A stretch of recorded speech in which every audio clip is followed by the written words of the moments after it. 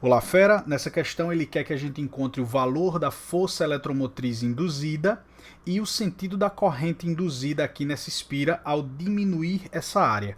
Primeiro vamos passar aqui todo mundo para o sistema internacional, tá bom? Já está no sistema internacional o campo, o tempo também. Essa área não está no sistema internacional, a gente precisa passar, ó. Lembre que centímetro, como é que a gente passa de centímetro para metro? A gente multiplica por 10 a menos 2, concorda? 1 centímetro é 10 a menos 2 metros. Isso quer dizer que centímetro ao quadrado vai ficar 10 a menos 2 ao quadrado, que vai dar 10 a menos 4. Então, independente da forma como você já estudou essa passagem, você vai chegar aqui nesse valor correto de 1,2, 10 a menos 4 metros quadrados. E aqui, 0,3, 10 a menos 4 metros quadrados. Então precisa passar isso aí, tudo bem? Agora a gente vem para a parte matemática. Ó. A gente sabe que a fórmula da força eletromotriz induzida, lei de Faraday-Neumann, é menos a variação do fluxo magnético no tempo. A gente vai trabalhar com ela em módulo, tá bom? Para encontrar o valor dessa força eletromotriz induzida. Lembrando que o fluxo magnético é BA cosseno θ. E na nossa aula a gente discutiu bem direitinho como é que é esse θ que está aqui. Não é o ângulo entre a área e o B, é o ângulo entre a perpendicular área e o B. Por exemplo, aqui nessa nossa questão a gente tem a área aqui no plano do papel aqui, tá bom? Então, a perpendicular a essa área é uma linha, uma reta aí que a gente vai imaginar que está entrando ou saindo, ó. Ela está passando por aqui, é perpendicular à nossa área. Está notando que o campo aqui nessa região está entrando e a nossa normal à área também está na mesma direção. Então esse ângulo aqui, ó, vai ser zero, tudo bem? Cosseno de zero é igual a 1. Então nessa questão, ao longo da questão toda, nós temos que o ângulo aqui é zero e o cosseno de zero é 1. E aí vai facilitar muito nossa vida. Ó. A fórmula do fluxo magnético vai acabar ficando apenas o BA, tanto na situação inicial quanto na final. Vamos logo calcular aqui quem é o fluxo magnético do início. É o B do início, que é constante o tempo todo, 0,4, vezes a área do início, que é essa área 1, 1,2, 10 a menos 4. Então o que a gente vai fazer aqui? Ó? Aqui eu vou botar 4, 10 a menos 1. Aí vai juntar o 10 a menos 1 aqui com o 10 a menos 4 e vai ficar 10 a menos 5. 4 vezes 1,2 dá 4,8, 10 a menos 5. Esse é o valor do nosso fluxo magnético inicial. Aqui no final, na situação 2, ó, fluxo magnético no final vai ser o B do final, que é o mesmo, ele é constante 0,4, vezes a área aqui do final, 0,3, 10 a menos 4. Mesma ideia, ó, eu vou pegar esse 4 aqui e vou botar 4, 10 a menos 1, 4 vezes 0,3 dá 1,2, o 10 a menos 1 com o 10 a menos 4 vai ficar 10 a menos 5.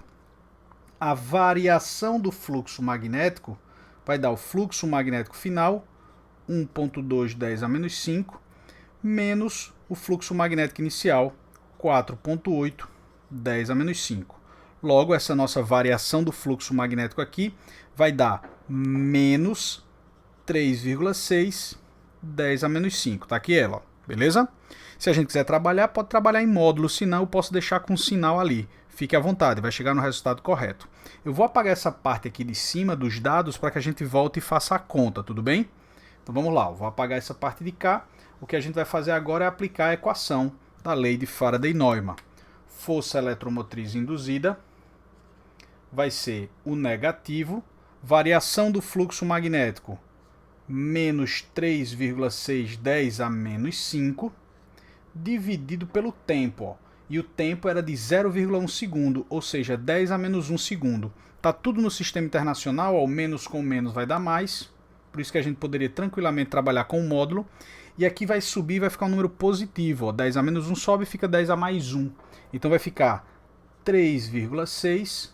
10 a menos 5 com mais 1 dá menos 4 volts. Já temos o valor da força eletromotriz induzida aí na nossa questão. E agora a gente vai determinar o sentido da corrente induzida.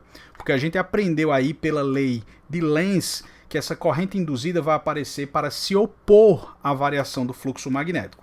Então a pergunta que a gente vai fazer aqui é o seguinte, ó. Tá notando que o campo é constante? Repara aqui a fórmula do fluxo magnético, ó. Dá uma olhadinha nela. O campo é constante. O ângulo também não vai mudar, vai ficar 0, portanto cosseno 1. O que foi que houve da figura inicial para a final? Houve uma diminuição da área, ou seja, o fluxo magnético diminuiu. Dessa figura para essa, houve uma redução do fluxo magnético. Ó, vou representar por esse símbolozinho aqui, ó, fluxo magnético, setinha para baixo. Houve uma diminuição do fluxo magnético. O campo estava entrando, ó, o campo está entrando. O campo estava entrando muito, porque a área era grande. Tinha muito campo entrando. De repente, diminuiu a quantidade de campo que estava entrando. Então, houve essa diminuição, o sistema aqui vai reagir para se opor a isso, vai tentar aumentar, ó, não diminuiu? Então vai aparecer um campo aqui para ajudar esse, para voltar a ser um fluxo mais alto, tudo bem?